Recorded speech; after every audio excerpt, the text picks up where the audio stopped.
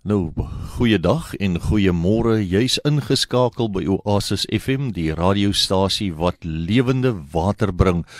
Jy sal ons vind op die FM frekwensie 89.8 en dit is 'n groot voorreg om vandag saam met jou te kuier en ek wil ook vir jou sê, skakel in en ons gaan vir jou vandag 'n lieflike storie vertel.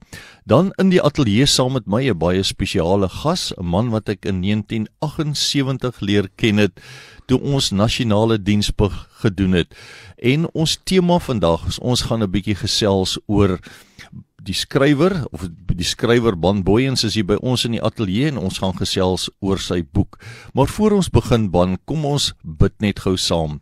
Vader, baie dankie vir die voorreg wat ons het om vandag in hierdie ateljee te mag wees, dat ons deel van die program kan wees, eer aan God, en ons kies vandag, Here, om lof en eer aan U te bring. Ek bid, Here, dat U met my en Ban sal wees, dat dit wat ons gaan praat vandag so kosbaar sal wees, dat dit baie manne sal inspireer tot 'n nuwe insig rondom hulle lewe en diensplig en alles wat ons al in hierdie land gedoen het. Ons loof U en ons prys U en ons nooi U in Heilige Gees, wees vandag met ons. Amen. Nou Ban, stel ons net voor aan jou en die boek en hoe dit gebeur, gee ons so 'n bietjie agtergrond. Gabriel, die boek is nou 6 maande gelede op die rak verskyn en hy hardloop baie mooi onder sy eie momentum. Die boek se naam is Troep. Ja.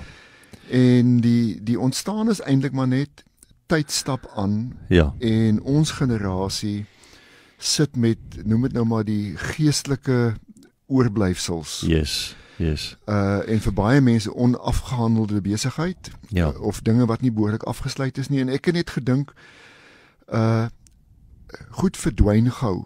Ek praat byvoorbeeld in die boek oor 'n telefoonhokkie wat 'n lewenslyn was vir ons.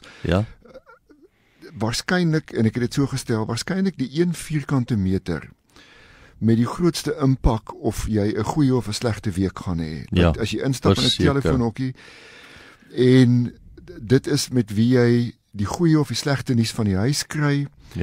En wys my vandag 'n telefoonhokkie. Dis weg. Jy weet daai amperse, en dis 'n sterk woord, maar daai amperse huisarrest wat 'n mens in die begin tydens die diensplig gehad het, dat jy kan nie weggaan nie, jy kan nie kommunikeer nie, jy kan miskien met 'n brief skryf en dis dit.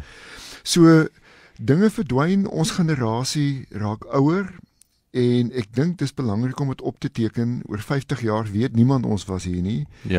En ek sou graag wou hê dat ons herinneringe op 'n manier moet voortleef. Ja, ek onthou as ons nou gegaan het en dan staan jy nou hoe lank in die ry en dan baie keer kom daar 'n oproep en jy moet nou dadelik gaan aantree en jy moet nou gee pad uit die ry uit en jy het hoe lank gestaan. En dan wanneer jy nou gekom het, omdat ons nou maar van Humansdorp af gekom het en daar was nog 'n sentrale, dan moet jy nou skakel, die Humansdorp se sentrale, en dan het ek nou gevra, kan ek 'n kollekteer oproep maak? En dan is dit nou deurgesit na my ouers toe en dan het my pa of my ma nou geantwoord en dan moes hulle nou toestemming gee om 'n kollekteer oproep te maak. Nou vir julle wat nie weet wat 'n kollekteer oproep is nie, jy bel iemand en hulle betaal. Nou wanneer dit by die ouers gegaan het, was dit makliker, maar as jy nou 'n meisie moet bel en jy moet nou na huis toe bel en die oom antwoord die telefoon en jy moet sê, oom, kan ek asseblief met jou dogter praat en dit moet 'n kollekteer oproep wees, was dit nie altyd so maklik nie. 'n ander wêreld en Gabriel, dis ook byvoorbeeld goed, weet die rol wat iets soos 'n telegram gespeel het destyds, wat gewoonlik slegte nuus was. Dat mense by die huis vertel, weet dat as hulle 'n telegram gekry het of 'n kennisgewing dat hulle 'n telegram moet gaan kry by 'n poskantoor en hulle het kinders wat diensplig doen, dan was dit 'n oomblik van angs geweest. Die mense by die huis het ook gesukkel, weet om hierdie dinge te verwerk. En ons het mekaar in 1978 ontmoet. Eers was ons saam op Kimberley en toe daarna op die infanterieskool op Oudtshoorn, jy weet, en dit is 'n intense tyd, as ek nou terugkyk, Gabriel, moontlik die mees intense tyd van my lewe op ouderdom Ja. Waar mens nie al die gereedskap altyd gehad het om hierdie dinge te hanteer nie, en jy het ook dikwels, kom ek nou agter, nie dinge gesien vir wat dit werklik is nie. Dat jy is maar in die wit water en in die stroomversnelling en jy swem maar net om by te kom. Ja, en die interessante ding is, ons het net daaroor gepraat, ons was 18 jaar oud, en ek dink ons het in ons standaard 9 jaar daai tyd, Augustus daar rond, het ons oproep instruksies gekry, dink ek, en ons was ook die eerste groep, wat toe 'n 2 jaar diensplig tydperk voor opgeroep was. Ek onthou toe ek daardie oproep instruksies sien, en ek besef by myself, 2 jaar. Dis amper het vir my gevoel soos dis soos die helfte van my hoërskoolloopbaan moet ek nou onder gesag ver van die huis af wees, en jy het geen idee gehad waarvoor jy jou ingelaat het nie. Kyk, dit was my 'n interessante ding. Ons het ons magsnommers gekry toe ons, as jy jou ID-boekie gekry het. 75323881BT. Ja. Het 'n mens gekry, en ek sê weer, dit is geestelik vir iemand op die ouderdom 16 om te sê, jy is eintlik reeds 'n soldaat, jy weet dit net nie. Jy was nog net nie daar nie, maar jy is reeds gemilitariseer. Ja. Iemand anders het vir my gesê in die skrywe van die boek dat hy het 'n bankrekening gaan oopmaak, en dit is oopgemaak in sy magsnommer, nie in sy ID-nommer nie. Ja. Met ander woorde, 'n mens het groot geword met die idee dat hulle weet wie jy is en hulle weet waar jy is. Ja. En jy het al hierdie dinge gekry deur die skool. Ja. Dis reg, ja. En jy het dit nou tereg gesê, ek het 'n ouer broer gehad wat diensplig gedoen het, en hy was in 1975 diensplig gewees, en dit was die jaar van die eerste groot inval in Angola met Angola se onafhanklikheidswording. Ja. En hulle het teruggekom vir universiteit met die kampus reeds amper 'n maand aan die gang. Het hulle teruggekom, sonbrein, uitgeteer en met hierdie absolute swye oor eintlik wat gebeur het. Jy het gesien iets het gebeur, en maar het nie eintlik daaroor gepraat nie. En ek wil aansluit by jou by 2 jaar. Weet jy, jou hele 12 jaar op skool het jy in 1 jaar segmente gedoen. Ja, dis reg. En jy kon dit opbreek, en 1 jaar was gewees iets soos dat om onder water deur 'n swembad te swem. Jy weet, jy haal diep asem, en dan skop jy nou maar net met jou voet en jy kom uit aan die ander kant. Ja. 2 jaar was 'n tydperk waar hulle jou kon oplei, en dan kon hulle eksponensieel met jou maak wat hulle wil. Dis reg. So ek onthou my klas het dit aanvaar met 'n sekere fatalisme. Ouens wat nou geleer het vir 'n aandmatriek of so het gesê, hoekom moet jy dit doen? Want wat sien net daarvan? Wat sien net daarvan? Jy weet, en 2 jaar lê aan die kant die horison. Dis nie 'n kwessie dat jy kan terugkom na 2 jaar en sê okay, ek kan nou gaan na college toe gaan of 'n vakmanskap doen of so nie. Ja. So ek dink daai ding het 'n baie belangrike letsel gelaat, of 'n merk. Ek wil nie praat van letsels nie, maar dit hang af wat jy met 'n letsel maak op die ou einde. Weet, dit is 'n ding wat geestelike interaksie verg om te sê, okay, hier is jy nou, wat maak jy met wat jy het? En vir my, wat vir my met die boek interessant was wat is mense se herinneringe, en spesifiek het ek byvoorbeeld gegaan en nie net gesê, goed, waartoe het jy gegaan, vertel ons, en dan sê hy, nee, almal het op ons geskree, en dit was so en so. Ja. Vra vir iemand, waar was jy gewees toe jy jou oproepinstruksies gekry het? En ou wat 'n onderwyser is, Gawie Nieuwoud, hy woonskyns oorkant my op Stellenbosch, het gesê hy was in Wellington in die skoolkoshuis gewees.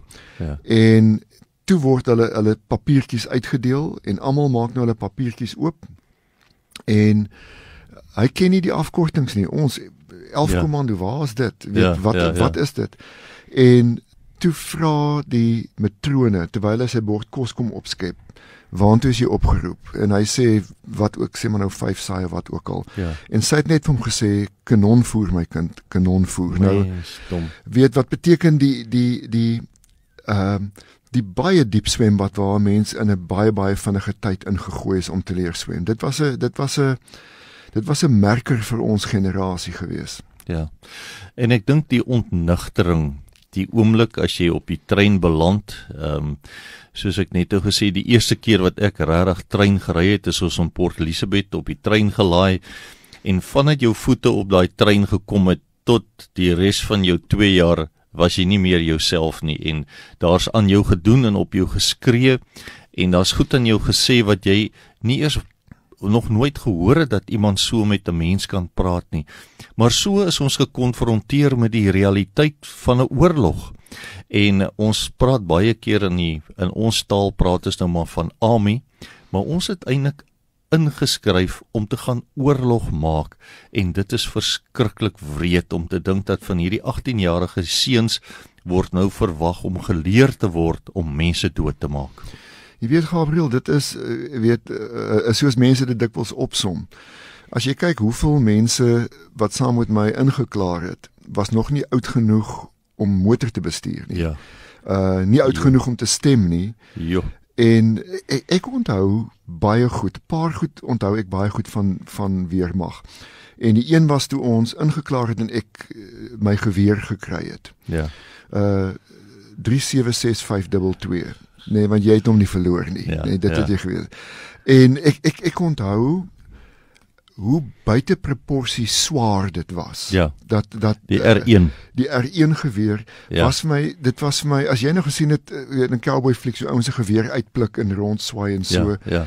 Wat jy kan sien, hierdie ding is gebou met 'n baie spesifieke doel, en daai doel het ekstra gewig toegevoeg tot die metaal wat jy het. Ja. En ek onthou ek het gesit en ek het gewonder of iemand al geskiet is hiermee. Ja. Jy weet wat is die geweer se geskiedenis? Ja. En ek dink, Gabriel, kyk, daai tyd, daar's nie eintlik tyd vir dink nie, en die mense is te jonk om oorwoe te wees. Met die wysheid van terugblik. Ek dink wat baie mense, en sekerlik vir my, onkant betrap het. Jy's in die skool. Ja. Die hele gemeenskap versamel rondom jou om jou deur matriek aan die ander kant uit te kry. Dis reg. En as jy afdwaal, dan aanvanklik kom soek jy houtwerkonderwyser jou, of die skoolhoof, of die dominee, of wat ook al, en die hele oefening, en jy's gekondisioneer, dat jy kan maar so aangaan, jy sal in die bondel deurgaan daarmee. Ja. Dan, letterlik 'n dag later, beland jy in die army, quote unquote, en nou is dit, hoeveel van hierdie ouens kan ons wegkry so vinnig as moontlik? Ja. Met ander woorde, daar's nie 'n kwessie van kry die hele trop deur nie. Wie het hierso 'n persoonlikheidseienskap of 'n fisieke vermoë of onvermoë wat die res van die groep in gedrang kan bring en haal hulle uit? Weet, en ek dink as mens bietjie oor die morele en die geestelike goed begin gesels, was dit vir my moeilik om te sê, alles wat ou nou op skool geleer het, en jy het gesê, ou is aangeneem in die kerk en die katekisasie gedoen is, hoe speel daai goed nou uit? Ja. Dis maklik genoeg om in 'n gemeenskap met deernis, dis reg, vol deernis te wees. En ek het Woensdag aand toe ons gepraat het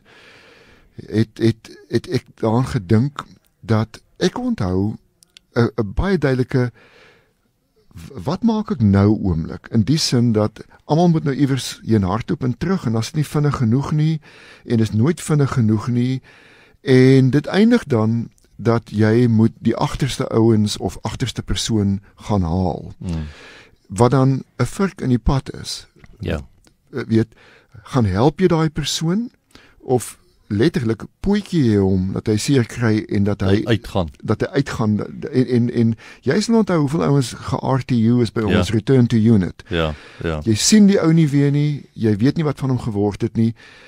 En hoe ruim dit, weet, met alles wat jy geleer is, weet, hoe speel daai mekaar lief hê, omgee, ondersteun op 'n manier. Weet, ek praat nie graag hieroor nie. Ek het op 11 Kommando, ons was buite, die basis was vol in 'n tentedorp, en daar's nie Afrikaanse ander woord vir jungle justice wat daar was nie. Ja. En ek het uit selfverdediging 'n ou geslaan met my geweer, weet, en hy het baie erg seer gekry. En wat jy so half dink wanneer jy nou aangaan daarvan, is weet, is dit nou waar ou nou is dit wat jy geword het, is dit wat jy besig is om te word. Ja. So, ek dink in daai tyd, ek weet nie van jou nie, ek het nie tyd gehad om te dink daaroor om te sê, okay, wag, wat gaan hier aan, of wat gaan die reaksie wees, of daar was nie eers tyds om dit te toets aan iemand anders se gevoel om te kyk of jy min of meer op koers is nie. So dit was 'n uitdagende tyd gewees. Ek dink die oomblik wanneer ons aangemeld het en jou hare is afgeskeer, jou siviele klere is een kant toe gegooi in 'n sak en jy het jou bruin uniform aangetrek. Ons het almal dieselfde gelyk. Ons hare was dieselfde gesny, ons klere, ons boots, alles was dieselfde. En jou identiteit, wil ek amper sê, het jy verloor terwille van 'n weermag of 'n soldaat identiteit. So dis in jou ingedring of in jou ingedrul en jy's geforseer om 'n ander mens te word met hierdie breinklere aan, iemand wat jy nou eers moet leer ken, want daar is druk op ons geplaas om op 'n sekere manier op te tree en daardeur is jy dan gekomplimenteer of goedgekeur. So op 'n sekere manier is ons almal in 'n rigting gedwing om min of meer dieselfde te lyk. En soos jy sê, toe ons nou op infanterie skool kom en ek het myself in 'n ding vasgeloop, ek het nie geweet waarvoor ons inlaat nie, maar jy sal nog sien, iemand is saam met jou, die volgende oomblik is hy net nie meer daar nie, dan is dit hy's terug na die eenheid toe waar hy vandaan gekom het, hy's net teruggestuur, en niemand is regtig gehelp nie. Jy het net hierdie gevoel gekry, hier moet jy vashou, anders moet jy teruggaan. En dit was nogal 'n groot uitdaging om te kan uithou, aanhou en vasbyt. Kyk, 2 punte, die een is die haarsny net vinnig. Dit kom waarskynlik van Napoleon se tyd af, nê? Okay. En dink nou weer terug, dat van die mense in die boek sê, dat mense met wie hy vriende gemaak het op die trein. Ja. As jy by die barbier uitgekom het, moes jy hulle weer gaan opsoek, want jy het hulle nie herken nie, want hulle lyk nou anders, of die ou het nou nie meer 'n T-shirt wat hy laas gehad het nie, of hy het nie meer, Matrix 78 op sy bors geskryf nie. Dit is op 'n manier amper 'n kollektiewe, en dit is 'n swaar woord om te gebruik, wedergeboorte. Met ander woorde, niks wat gebeur het tot op daai oomblik maak saak nie. Dis uitgevee, dis weg. En dis vir my interessant hoe verkeerd 'n mens dikwels die situasie gelees het. Want jy ken hierdie mense wat jy later boesemvriende mee is, en jy ken nie die ou se voornaam nie. Hy is net Barnard, of hy is Van Tonder, of hy is miskien 'n bynaam, of as daar 2 van dit is, dan is die ene is WPNL en PFNL. Of dit is WM Badenhorst en wie uit Badenhorst, wat baie van karre gehou het. En dan as jy by die huis kom en jy praat amper tranerig van die mense wat jy ontmoet het, en dan vra hulle wat is jou ou se voornaam, en sê jy ken dit nie. So ek dink in daai opsig was dit vir my interessant dat jy weet nie van watter dorp af die ou gekom het nie, jy weet nie wat sy aspirasies is nie. Jy kom later agter, hier is 'n ou wat onopvallend was, en jy's like hy's 'n skoolhoof nou, of ek wil nou nie beroepe met mekaar vergelyk nie, maar jy leef in 'n absolute vakuum, en alles wat jy weet is wat jy na daai haarsny van iemand leer ken. En dan gaan jy nou maar aan daarmee.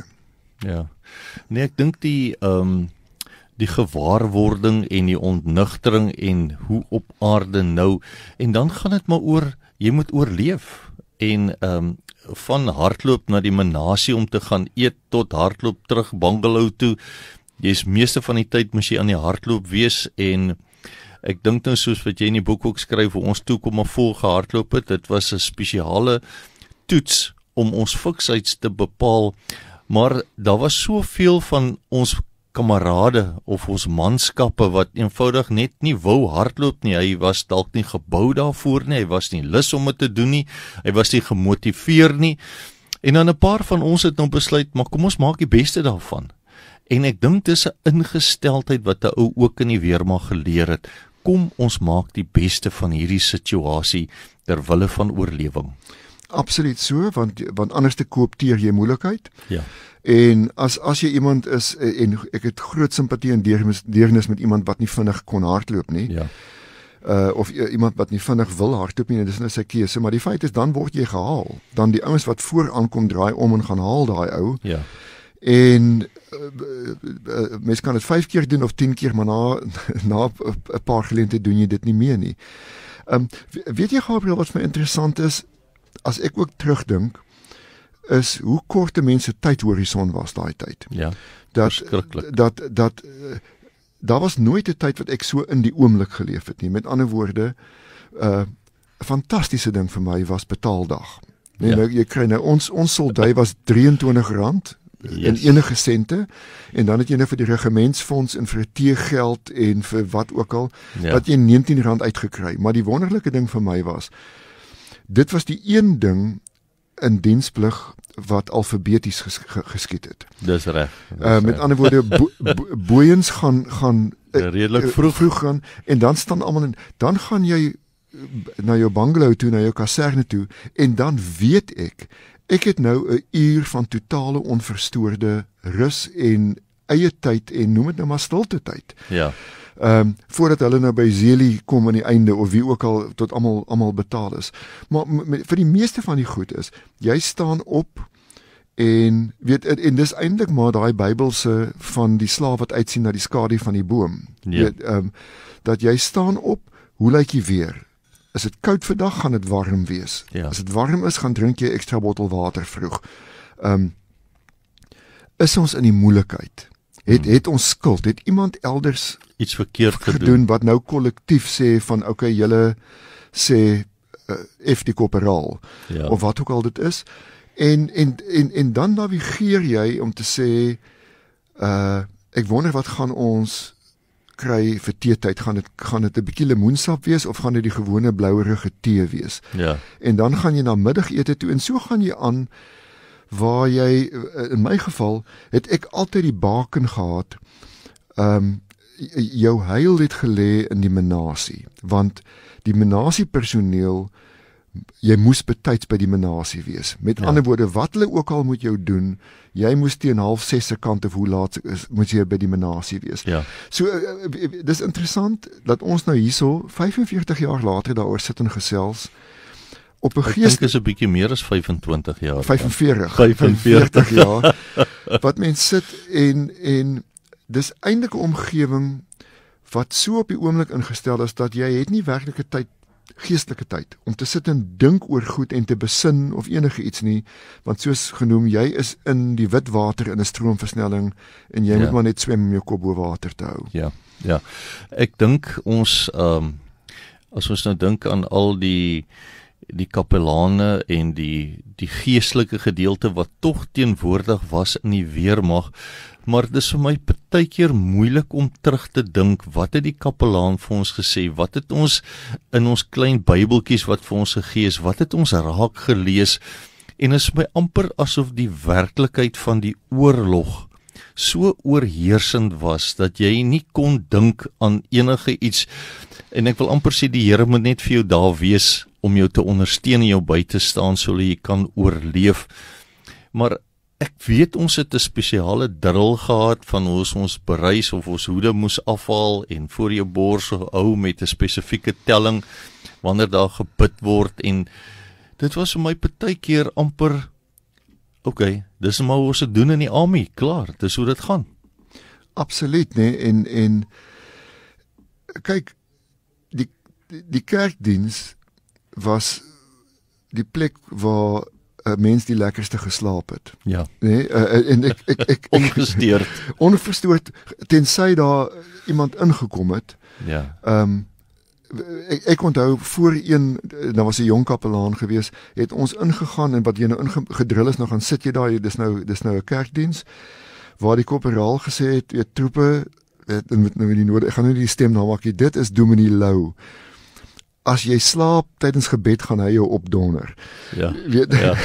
En dis nou kras, maar dit was 'n tyd waar jy noem dit nou maar vir 'n rukkie diplomatieke immuniteit gehad het. Ja. Hulle kon jou nie daar kom uithaal en wegruk of pluk of wat ook al nie. En ek dink die dominees het dit ook nogal moeilik gehad. Want hulle het ook maar as jy met hulle praat, dan sal hulle vir jou sê, weet hoe die gevalle gelyk van mense wat pogings aangewend het om hulle eie lewe te neem. Ja. En party van hulle het geslaag tragies daar in ons lyne. Ja. In my 3de jaar toe jy weg was, ja. het 'n ou homself geskiet. Yes. Waar daar was nie eintlik 'n koorspennetjie om te sê individueel hoe gaan dit met elkeen van hierdie mense nie, of daar was nie 'n tyd om te ontlaai nie. So ja, dit was kyk weer eens as ek het dit daai tyd so in beginsel gedink dat dit was die eerste keer wat ek gedink het ek kan doodgaan. Dis waar, ja. Nooit daaraan gedink nie. En weer eens, jy kom nou na 12 jaar se skool waar jy het A, B, C, D en E gedoen. Jy het alles gedoen. En die teenprestasie is die lewe gaan nou voor jou oopvou. In al sy kleure, en jy gaan 'n rigting kan kies en hulle gaan raak sien dat jy het potensiaal hiervoor, of jy het jou deel gedoen, jy kan gaan. En ek het met die wete geleef, en ek is nooit direk vreeslik getraumatiseer nie, maar ek het baie vroeg, selfs op infanterieskool vroeg, gesê, nie almal hierso gaan uitkom aan die ander kant nie. Jy staan op die Dinsdagparade, en jy weet 3 of 4 of 5 of wie weet, gaan nie aan die ander kant uitkom nie. En dit was vir my nogal 'n gedagte waarmee ek gesukkel het op die vlak van, dit behoort nie nou so te wees nie. Ja. Nou behoort 'n ou miskien die eerste keer verlief te wees. Weet nou behoort 'n mens in 'n geselskap en goed te wees waar idees verby jou kom. En jy kan sê, hier ek het daai derde ene, klink vir my nogal interessant, of 'n interessante interpretasie, of wat ook al. So in daai opsig, ek dink ek was een keer na diensplig verskriklik ongeskik, en ek is jammer daaroor. En dit was toe ek na die tyd gaan studeer het, en ons was albei op maties gewees. Nou kom jy daaraan in 'n omgewing wat ek as uiters oppervlakkig beleef het. Jy kan nie verstaan, jy weet, eintlik dat mense, dit was net 'n halwe triviale ding gewees. Ja. En nou sit ek daar iewers, en dit was karnaval. Nou sit 'n ou daar, en jy vou nou klein strikkies of goed. En weer eens gedink, jy weet, hoe ruim dit met byvoorbeeld dat in my tyd, in daai tyd was 2 van my klasmaats al doodgeskiet gewees. Ja. In daai tyd, een van die goed wat my die moeilikste was op infanterieskool, en dit sal, weet, jou luisteraars ook weet, ek en Gabriel het kursusse gegee, vinnige kursusse, sê maar 'n maand lank, een na die ander, verstaande mag mense. Dis reg. En dit beteken binne 6 maande, en ons was, weet, mortiere en antitank en nog 4 of 5 kursusse, binne 'n baie kort bestek van tyd, het jy eintlik 'n groot gedeelte van die infanteriekorps se junior leiers geken. Ja, en ek onthou by ons een kursus was luitenant Charles Miller, 'n ouer broer van iemand wat saam met my matriek was. En net nadat hy die kursus op infanterieskool gedoen het, is hy terug 3-2 bataljon toe, en hy's doodgeskiet. Ja. En daai nuus het onmiddellik, selfs in daai primitiewe wêreld sonder selfone, baie vinnig uitgekom. En weet jy, Gabriel, ek het rondgeloop vir 'n dag met die wete dat Charles is dood, en sy broer en my klasmaat wat langs my staan op die matriekafskeidfoto weet nie daarvan nie. Ja. En weer eens 'n morele ding. Jy kan hom nou nie bel en sê, luister Jan, ek het slegte nuus vir jou of enigiets nie. Dis nie jou rol of prerogatief nie. Maar dit is weer eens, ek dink, trauma is 'n vreemde ding. Dis goed wat afsmeer. Dis nie dis 'n ding wat oplaai soos loodvergiftiging. En ek onthou, dit was die punt van hierdie vertelling. Iewers nou op universiteit was daar nou 'n danserige eerstejaarsding wat ek moet doen en ek kon nie dans nie. En waarskynlik weens 'n akute gebrek aan ritme. Maar ek onthou iewers in 'n stadium by een of ander lomp dansrige ding, het die meisie van gesê, kan jy nie dans nie. En ek het haar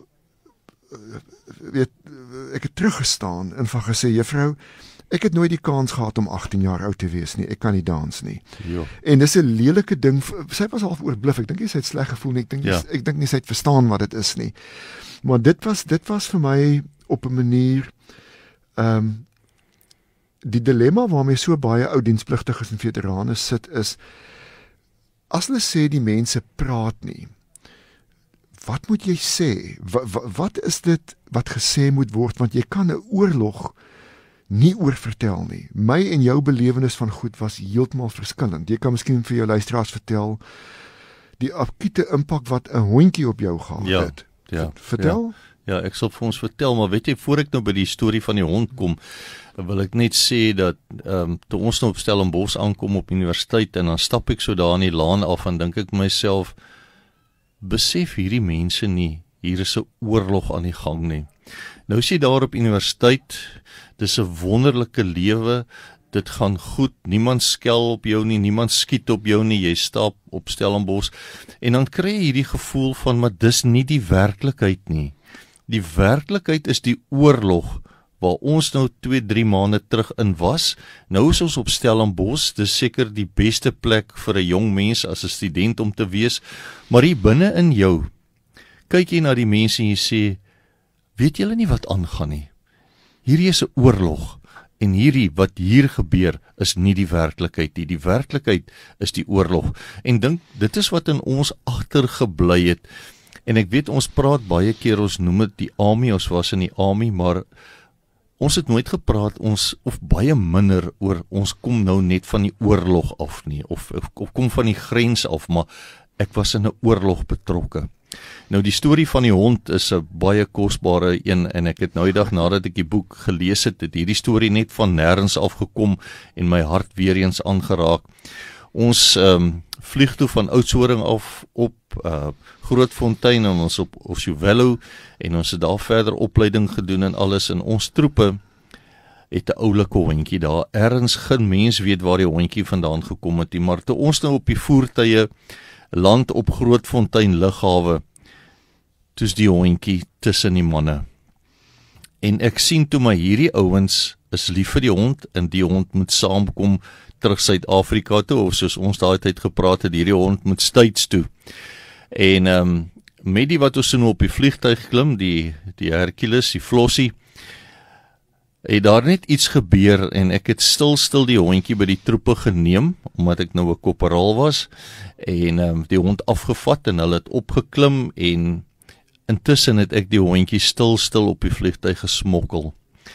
En toe die vliegtuig opstyg, en ons verlaat nou Grootfontein lughawe, toe haal ek die hond uit, en ek het net trane gekry, Woensdag aand weer, en as elke keer as ek die storie vertel, en dink ek net, hier is 'n ou hondjie, sommer 'n ou losloper hondjie, wat iemand se beste pel geword het, en daar het die troepe die hond op die vliegtuig, en hulle was in die hemel gewees.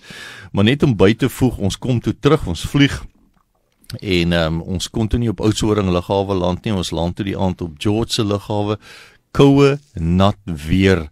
Hier kom ons van 3 maande se hel op die grens, wil ek amper sê, van doodbrand, warm, en ons land op George, en dis 'n ontnigtering, net daai klimaatsverandering, van hier land jy nou op George, klaar met die oorlog, maar is so koud, jy weet nie wat om te maak, hier reën nat, dit is so vreemd vir jou.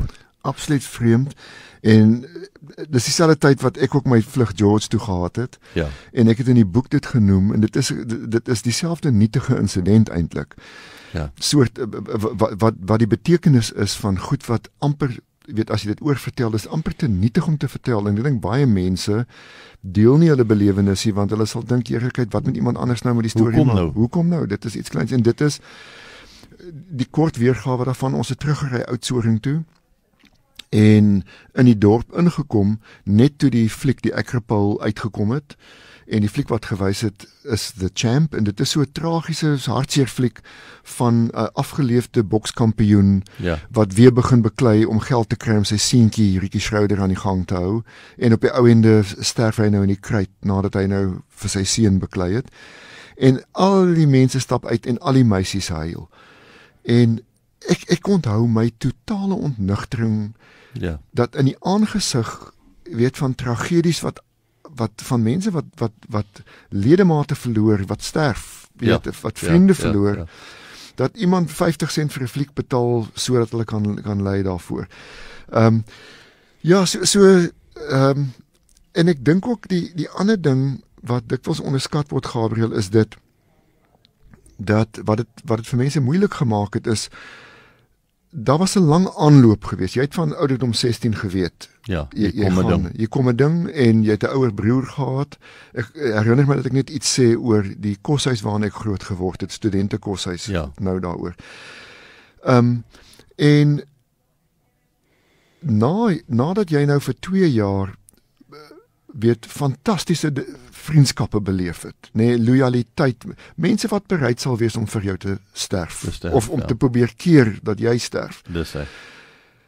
Dan is dit asof die klok lui en jy groet mekaar by die hek en dis dit. Ja. Jy sien daai mense nooit weer nie tensy jy hulle iewers raakloop weer of wat ook al. En ek dink vir baie ou dienspligtiges is daar onafgehandelde besigheid. Dis reg. Dat een van my makkers daai was in ons peloton was Marius Barnard. Wat nou van die strand. Van die strand. Barries. Hy is oorlede paar maande gelede. En ek het altyd gedink ek gaan hom weer sien. Want alfabeties was ons bymekaar gewees. Die twee B's was bymekaar. En ons het by verstek net 'n klomp kere saam in die moeilikheid beland en sy lief en leed, hy het 3 kalwertjies gehad iewers wat hy op 'n stukkie grond by die huis gehad het. En dan los sy meisie hom, en dan kry die kalwertjies Weskus koors en hulle haal nie die paal nie. Ja. En ons het soveel dinge beleef en dis net nooit afgesluit nie. Ek het sy telefoonnommer gehad en ek het net nie daarby uitgekom om te bel nie. Maar wat ek wil sê is wat vir my interessant was, jy praat nou ook weer van die transisie wat 'n mens deurgaan. My pa was 'n koshuisvader op Stellenbosch gewees en hy het by Eendrag, nee. Ja. En hy was in 1965 het hy koshuisvader geword en die voorreg van my lewe was om aan meer as een generasie te behoort. Okay. Jy's op skool, jy's in sub A en jy vat daai ouens dieselfde groepie deur tot by matriek. En jy weeskante ken jy bietjie iemand maar nie eintlik nie. Vir my was dit fantasties dat jy's in 'n koshuis en elke jaar kom daar 'n nuwe inname. En ek het die diensplig era sien kom in die tyd dat aanvanklik was dit vrywillig in 1966 nog gewees. Ja. En daar was 'n formaliteit geweest. Die mense het das en baadjie gedra. As jy gaan eet in die eetsaal gaan in die koshuis en so. En toe was daar so 'n bietjie van 'n wat hulle deesdae noem 'n Arab Spring geweest. Saam met die Beatles 67, 68, 69 het die dinge begin los raak en ek onthou dat iemand het in 'n stadium vir my pa kom sê hy moenie bekommerd wees nie. Daar's nog net 7 ouens met lang hare in die koshuis. Die dinge is nog in bedwang. En weet jy, Gabriel, toe het diensplig 1 jaar geword en toe kom 75, 76 operasie Savannah waar my broer hulle in was. En weet jy, dit was asof iemand die blindings toegetrek het van 'n hele klomp goed, want hier nou eerstens het mense nie ingekom in een groep nie. Daar was mense wat direk kom studeer het na skool en iemand wat 'n jaar later teruggekom het en daai eerste mense hulle was tot hulle die ligte van Luanda gesien. Jy weet en beleef. En toe is daar net so half 'n sluier getrek. My kamermaat later en toe kom 2 jaar diensplig. Hy was op infanterieskool gewees 6 maande na my in Junie na my. Ons het nooit daaroor gepraat nie. Nee, dit was net asof daar nie wins daarin was om daaroor te gesels nie. En weer een ou wat in die koshuis was, fantastiese ou se broer is doodgeskiet. Ek weet dit want 'n skoolmaat van my was saam met hom gewees. En niemand in die koshuis het dit geweet nie. Hy het nie daaroor gepraat nie. Ek het nie die vrymoedigheid gehad om met hom daaroor te praat nie. En weer eens het hierdie oefening gekom wat met 'n geweldige klomp onafgehandelde sake nou maar net aangeloop het. En baie mense kon die deur agter hulle toetrek en ander mense kon dit nie doen nie. Ek is nie 'n groot deur toetrek mens nie. Nee, werk nie. Dit werk nie. Dit is weet ons het verstand gekry van bo. Ja. Om oor dinge te dink. Jy weet, en ek het al vir baie mense gesê, die uitdaging in die lewe is nie om niks te voel nie. Jy het 'n verantwoordelikheid om iets te voel. As iets gebeur, om jouself af te stof en net weg te stap daarvan ek dink nie dis 'n goeie roeping om te hê in die lewe nie. En ek dink wat die boek doen, en ek sê dit met vrymoedigheid, want dit is nie my boek, die boek is 150 mense met wie ek gepraat het, oor hulle pertinente belewennisse. En weet jy, Gabriel, die meeste van die mense kon nie verstaan hoekom ek met hulle wou praat nie, want die ou sal sê, ek is nie 'n held nie, ek het niks vreesliks gedoen eintlik nie. Maar daar kom jy agter, as jy met so 'n persoon praat, weet hy het per ongeluk in die DB beland. Jy weet, hy het iemand het petrol gesteel, weet wat 'n onskuldige ding was, maar hy het hom skuldig gemaak aan diefstal en is uitgevang daarvoor. So ek dink die boek doen iets dat dit skep gemeenskaplike grond om oor klein goedjies te praat, wat op die einde groot impakte gehad het. Ja, die interessante ding is vir my, toe ek nou die boek begin lees, daar's emosionele goeters wat skielik net na vore kom en soos ek sê, baie van die goed wat met ons gebeur het, is nooit regtig afgehandel nie, en dit is nog steeds onderliggend wat wel 'n rol speel. Ek onthou die een ou wat by ons was, hy het op 'n punt gekom dat hy sien nie meer kans nie, hy wil nie, hy wil hier wees nie, hy wil huis toe gaan, dit is nie wie hy is nie, en hy besluit toe, hy gaan nou met die R1 om in die voet skiet. En hy was onder die indruk, dit gaan net 'n gaatjie los, en hy gaan nou beseer wees, en dan gaan hy huis toe en word hy gesond. Toe skiet die man amper sy voet weg. Absoluut.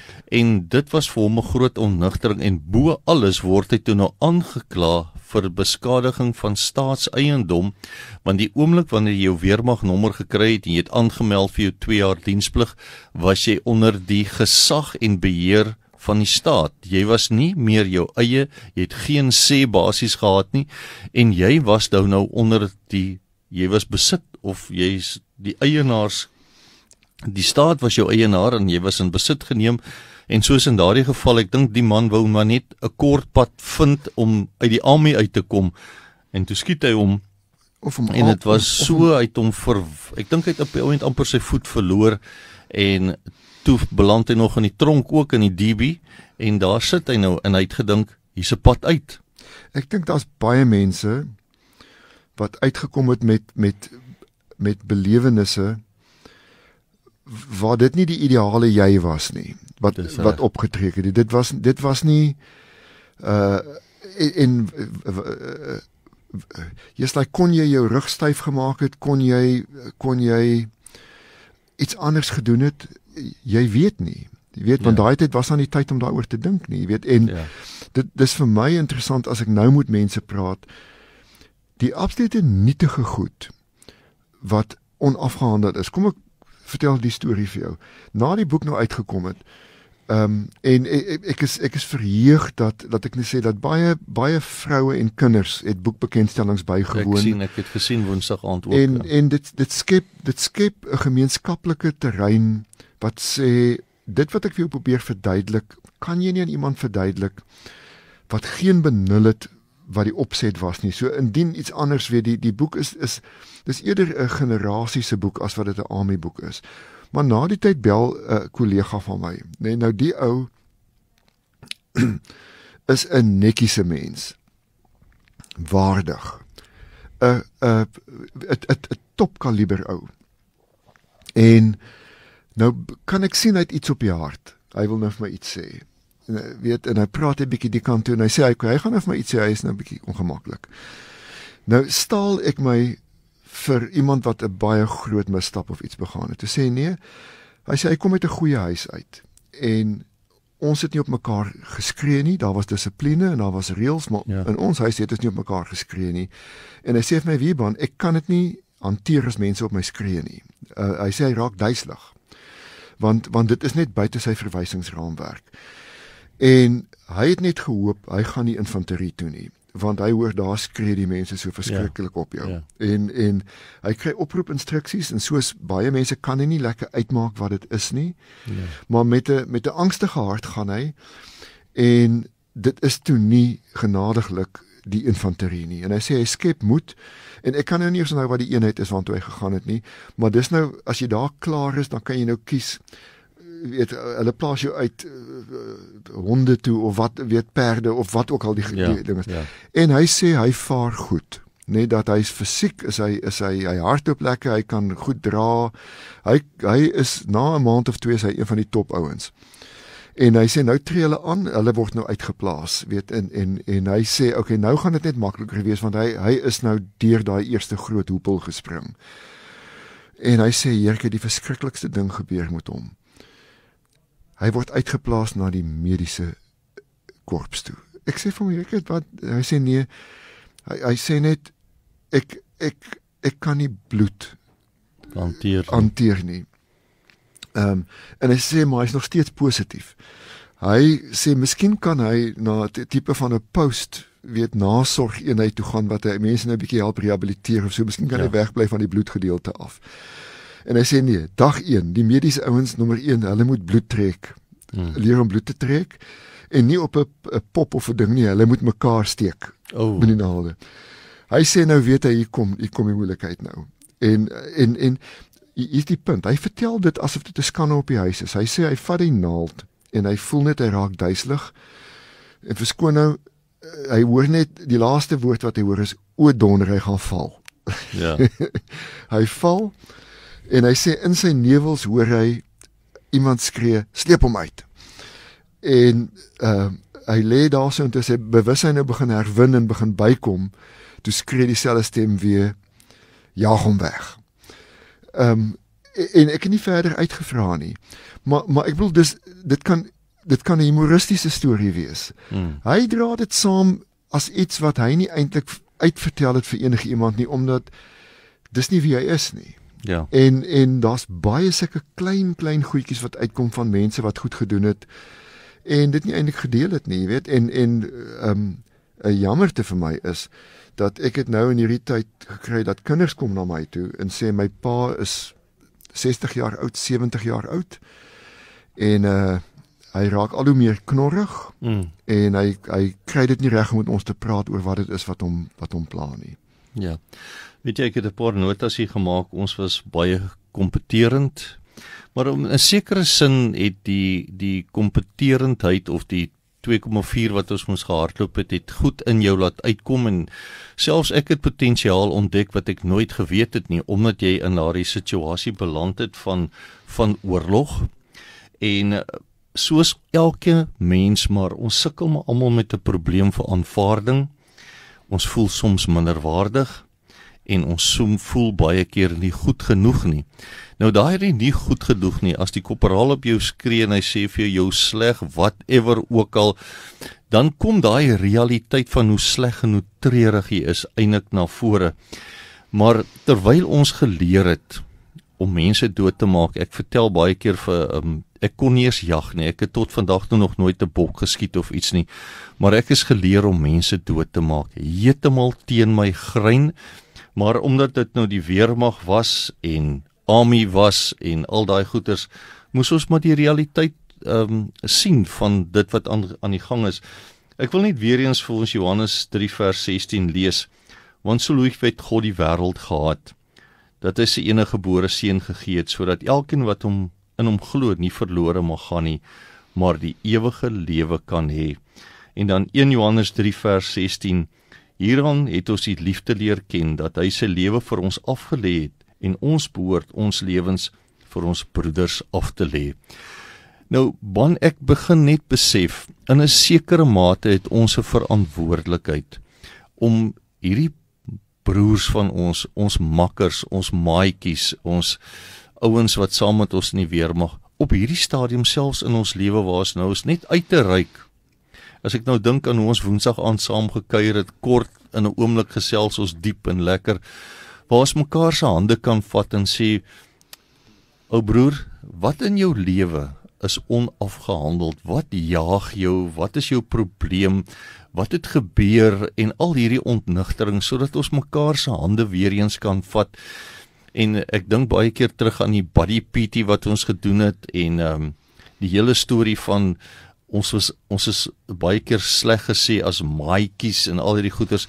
Kan ons hierdie buddies en hierdie vriendskappe nou op hierdie stadium in ons lewe gebruik om vir ouens by te staan en te sê, kom, ons gesels. En soms is dit nie lekker om hierdie goed te konfronteer nie, maar in 'n sekere mate kan hierdie konfrontasie lei tot 'n groot stuk vryheid, want ons sit nou 45 jaar later, na al die ontnigterings, en een ding wat ek net graag wil noem, ons kom op universiteit aan. Ek het nie geweet wat om te gaan studeer nie, maar kom op universiteit, my klasmaats wat op skool was, hier op Nikomalan, Humansdorp, is finale jaar met hulle graad. Hier stap ek in, as 'n eerstejaartjie, maar ek en hierdie ou is ewe oud, maar hy is besig om sy graad finaal af te rond, en ek begin as 'n eerste jaar. Nou wat gebeur binne in jou? Jy kyk op na hierdie ou, en jy verwonder jou, hy's besig, hy gaan 'n graad kry hierdie jaar, en hier kom jy aan, en jy eerste jaar. En jy weet nie eintlik eers wat jy het amper verleer om te leer. Dis hy. Jy weet, jy het net geleer om te oorleef. Ja, weet jy, ek dink, ek het nog nie een keer kontak gemaak met 'n dienspligmaat van my, wat dit nie absoluut moeite werd was nie. En, ja. Wat my opval van elkeen van daai goed is, hulle besef nie, 'n ander persoon besef nie watter invloed hulle gehad het nie. Ja. Nee, ek kon vir een ou, en hulle onthou dit nie, maar ek kon vir een ou sê, jy sal dit nou onthou, ons het die lang deurslaggewende roetemars wat ons destyds gedoen het, was Vasbyt 5. Ja. En ons het in die Swartberge gaan stap, en ons het daar vasgesneeu, en dit was ons het nie naaste by die klerasie in glad nie. Ons is reg vir Afrika son en somer. Absoluut. Nou as jy met 'n bosbaadjie daar in 'n army reënjas wat oënskynlik, ek sê altyd, ek is doodseker iewers in die ontwikkelingsproses het iemand die planne omgedraai, want dit is oënskynlik ontwerp om al die water binne te hou, nee. As jy nat is, jy word nie droog nie. Dis hy. Maar iemand het vir my een van die nag toe ons daar bo op die berg geslaap het, sneeu, Swartberge, ijskoud benede vriespunt, het 'n droë paar sokkies vir my gegee. Yes, like, en die gemak en die gerief wat dit vir my gegee het, was ongelooflik. En kyk, 'n mens moenie te lank wag met hierdie goed nie. Daar's nou 'n instrukteur wat my en jou se koperals was. Ja. Nee, ek haal sy naam uit dit uit. Klein ouetjie, gehard, en van die swaarste sessies wat ek my lewe gehad het, was by hom gewees. Ja. En ek het oor die boeke onderhoud gevoer met iemand, en na die tyd van 'n gemeenskapsradiostasie ook, sê die persoon vir my net, onthou ek hierdie persoon? Ek sê ja, weet. Sy sê wel, dis my broer. Wow. En ek sê, ek stuur vir hom groete. Hy's dood. 'n persoon wat 'n gesonde praktyk gehad het, en net mettertyd nie sy weg kon terugvind. Ja. Weet, dis amper soos om in die donker te loop, en 'n ligskakelaar te soek, maar op die einde stap jy in die rusbank vas, of jy stamp. Ja, jy val oor alles. Jy val oor alles, jy stamp 'n vaas van 'n rak af. Weet, en die traject was gewees, 'n gesonde praktyk, uitgewyk en 'n kurkdroë lappie grond gaan koop het, en die persoon het hom basies doodgedrink. Jy weet, yes. Ek is seker, mense dink altyd in terme van 'n intervensie. Verstaan is dat jy trek die deur toe en daar's 5 mense en 'n prokureur en goed. Jy kry 'n sagte intervensie ook. Weet wat jy vir iemand kan sê, ek onthou jou. Weet, dit op sigself. as 'n mens deur die lewe gaan en jy sê yes, like hier's iemand wat 30, 40 jaar later iets onthou wat ek gedoen het wat goed is. Ja. En weet ek het nie met een persoon gepraat in die boek wat na die aanvanklike effense oorblufheid van hoekom wil jy met my praat, dan sal ek sê, weet jy het iets geskryf, en wie, Gabriel, dan was dit 8 jaar gelede op Facebook, dat ek sê, kan ek net met jou praat hieroor, en wat sê heerlikheid, hulle het nie besef, dit wat hulle skryf is nog daar nie, en dan is dit enige iets van iemand wat bene verloor het. Ja. Jy weet, of iemand wat miskien iets minders oorgekom het. Ja. By al daai mense, hier's miskien die statistiek. Ek het as ek sê ek moet 150 mense kontak gemaak, dan is dit op die ou einde wat in die boek maar ingekom het. Ja. Dit was 3, 4, 500 mense. Ja. Wat jy sê, weet ek is op soek na die ou, weet jy wie dit is? Kan ons hom in die hande kry, of wat weet jy hiervan, of kan jy my verwys?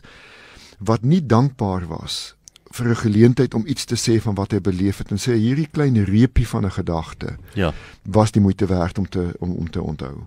Dis fenomenaal. En dan is die ander fenomenale ding vir my was, dan kom jy mense wat verskriklike dinge oorgekom het, nê, en die vrede wat hulle vind gaan my verstand te bowe. Ja. Nee, daar's Anton van Rooyen wat albei sy bene verloor het, eers die een en toe die ander ene, en hy is een van die mees positiewe, blymoedigste mense wat ek nou al in my tyd ontmoet het, wat net in 'n stadium moes sê, hierdie is die realiteit waarmee ek nou werk, weet my bene gaan nie teruggroei nie, en so waar as ragdag kry dit reg, dat toe dit amper 35 jaar later bel iemand hom in trane. Hy sê hy dink eers die ou is aangeklam. Ja. En toe die gesprek tot bedaring kom, is dit iemand wat vir hom sê, my vrou en my dogter het gesê, ek moet jou nou bel voor dit te laat is. Ek was in beheer van die seksie wat jou geskiet het. Dit was nie, hulle het mortiere gegooi. Ja. Daar was verwarring gewees. En kyk die verskil tussen die twee op 'n manier, en ek weeg hulle nie teen mekaar op nie. Ek hoor jou. Dit gaan oor wie oopmaak oor iets. Is Anton wat teruggegaan het na die plek toe, en hy het gesê hy het soos 'n kind gehuil by die koppie waar hy sy bene verloor het. En hierdie persoon bel hom en sê, ek het jou geskiet. Nuus vir hom na 35 jaar, die armee het dit nie vir hom gesê nie. Ja. En dat hy vir jou gesê het, ons gaan net aan. Dit was 'n ander tyd, dit was 'n oorlog, ons beweeg net eenvoudig aan. Ja. So jy weet, Gabriel, my indruk van trauma is, dit is 'n kontinuum. Dis nie iets wat jy sê, okay, jy het nou geelsig of jy het dit nie. Dis 'n kontinuum. En dis iets wat afsmeer op ander mense. Ja. Dat dit wat jy doen, of dit wat jy versuim om te doen, jy weet hoeveel van ons mense se huwelike bly nie geweldig druk afkom, gevou het net in terme van een persoon in die boek wat net sê, hierdie absolute woede wat in hom is, nee, en dit was 'n ou, as jy na sy volledige verhaal kyk, is iemand wat in hewige vuurgevegte was, en 4 dae later word hy uitgespoeg in die hoofstrate van Pretoria, wat hy rondstap en sê, wat moet ek nou doen? En begin werk soek, en nie werk kry nie. Enerzijds omdat hulle sê, ou dienspligtiges se koppe haak uit, en wat huiwerig is om te weet, dat jy het nog 5 of 6 of 7 of 8 kampe wat jy moet gaan doen. Dat hulle kry dan eerder iemand anders wat die werk kan kom doen. Ja, jy weet, soos ek net vir jou gesê, die ontnigtering toe ons op Stellenbosch kom, is ons skoolklasmaats toe 3de jaar, finale jaar, en vir my natuurlik, toe ons aanmeld op Stellenbosch, moes ons gaan inklaar by die Regiment Universiteit Stellenbosch, En die 1 Junie vakansie moes ons 4 weke Touwsrivier toe gaan en ons is die Desember, ons is opgeroep vir November, Desember, Januarie 3 maande grensdiens. So alhoewel jy student geword het, was jy nie klaar met die weermag nie, want ons was nog vir 1000 dae verpligtend. Nou moet jy weet, jy het nou op Stellenbosch aangekom, jy het net jou voete gevind, nou sit 4 weke Touwsrivier toe. Army in die koue, dis 'n verskriklike koue winter gewees. Skaars terug weer net begin student word, kom jy oproep instruksies, 3 maande grensdiens, November, Desember, Januarie. Teruggekom van die 3 maande grensdiens, weer 'n 4 weke Junie vakansie, dan gaan jy weer. So ons was student, maar ons kon nooit regtig die volle vrede beleef van om student te wees, om akademies te studeer en jou ding te doen nie, want dis heeltyd asof hierdie oorlog oor jou gehang het en jy moes nou maar half vrede maak daarmee. Wanneer die meisies of die ander studente Desember vakansie uitgesien het, het ons geweet 3 maande grensdiens wag vir jou. En dis ook waar ek gesien het, baie van ons studente wat toe weer soldaat moes word, jy het half jou vaardigheid van die weermag verloor, jy het nou siviel geword, jy het nou civi geword, soos ons het genoem het, maar nou is jy gekonfronteer met oorlog. En my liewe mens, dis amper asof ons nie oor die ding kon kom nie, want nes jy nou weer mens word, moet jy weer soldaat word. Kyk nee, dis 'n Gabriel, is baie belangrike ding. Die een punt is, jy saam met mense wie jy nie ken nie. Jy ken nie hulle vermoëns nie. Dis reg. Ja. Weet en wat nie opgelys nie en hulle ken jou nie. Daar's 'n ongemak. Ja. Ek dink 1 of 2 van die groter grensoperasies het gesukkel vir die feit dat hulle meestal burgermagmense Dis reg, ja. gebring het, want dit is nou al mense wat kinders het of wat net nie opgeskerp is tot op daai vlak nie. Maar jy en andersins, weet jy wat vir my interessant was, ek onthou dit wel. Toe ek teruggekom het van die grens, het ek Suid-Afrika beleef as onnodig gesegregeerd. Want jy gaan grens toe, in ons tyd selfs, was amper 40% van die gevegsmag daarbo, was inheemse Namibiërs gewees. Ja. Jy het saam met bruin en swart mense geveg, geëet, gestort geleef. En dan kom jy terug en dan gaan jy strand toe, jy weet, so eerstens, dit is nou, en ek hou nie van politiek nie, maar jy kom terug, weet dat daai ouens bloei dieselfde kleur bloed as jy. Ja. En dis iemand aan wie jy toe vertrou het, jou ek wil nie sê oorlewing nie, maar dis 'n spoorsnyer. Ja. Dis 'n tolk. As die ou vir jou lieg of as daar 'n vertrouensbreuk van soorte is, dan is daar moeilikheid.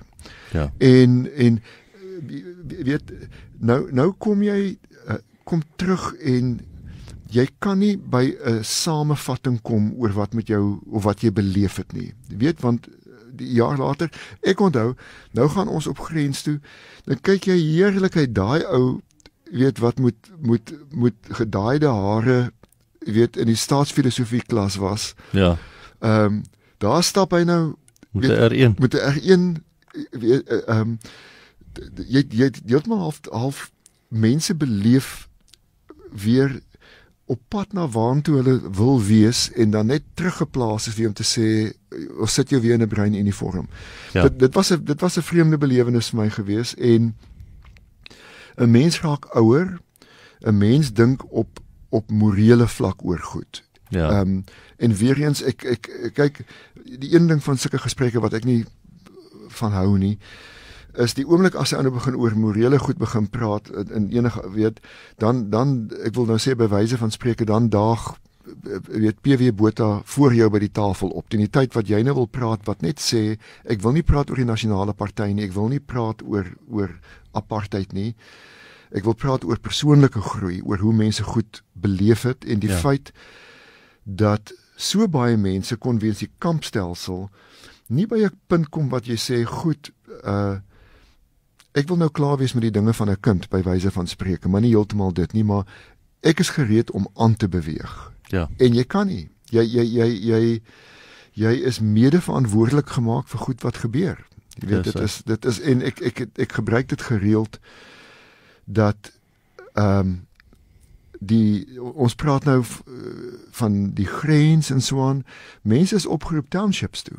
Weet wat dit was 'n ontnugtering geweest, want jy skop 'n deur oop en jy kyk 'n bejaarde oom en tannie in die oë.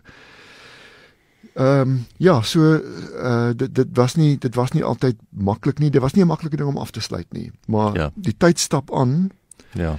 En tel maar die telefoon op en bel iemand. Ja, terwyl jy so praat vir die tyd wat aanstap, jy kan dit nie glo nie, ons het ons uur in hierdie ateljee spandeer, en ek is bly jy het ingeskakel na Oasis FM, die radiostasie wat lewende water bring, wat hoop bring, en hierdie program, se naam is natuurlik nou Eer aan God, en ek wil net vandag vir jou sê, Ban, baie dankie vir jou kuier hier by ons, en ek wil graag hierdie gesprek met 'n gebed afsluit. Vader, dankie dat ek en Ban vandag kon teruggaan in die verlede, maar dat ons ook vandag kan weet, Here, U is met ons in ons toekoms in. En Vader, ons kies vandag om te sê, Here, help ons, staan ons by, Vader, van al hierdie ontnugterings en gewaarwordinge wat ons as jong seuns moes deurgaan. Bid ek, Here, dat U net vir ons twee nie, maar vir ook elkeen wat na hierdie program luister sal aanraak en nuwe hoop gee. Ek bid ook, Here, dat ons as oud soldate mekaar se hande sal vat en sal kan sê, kom broer, kom, ons stap hierdie pad saam in Jesus Christus. Amen. Dankie Ban, dit was nou lekker om saam met jou te kuier. Alles wat mooi is. Gabriel, was heerlik om te gesels, ons maak weer so. Daar's hy.